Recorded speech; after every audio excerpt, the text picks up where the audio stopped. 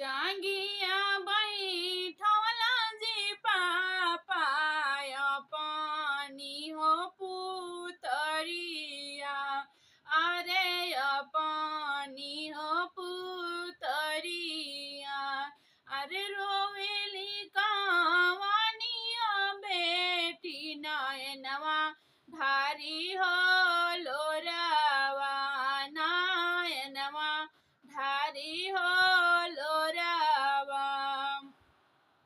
अरे किया हमारा निजी पापा चोरानी से हो चटानी, अरे चोरानी से हो चटानी, अरे किया हम समा में पापा पगड़ी हो उछलानी, अरे पगड़ी हो उछलानी।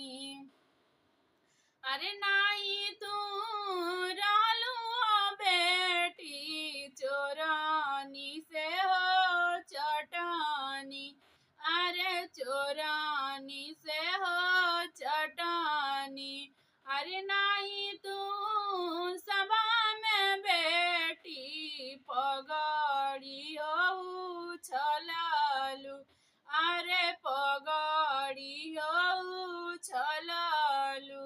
दुनिया के रीता बेटी तोरा संगे नी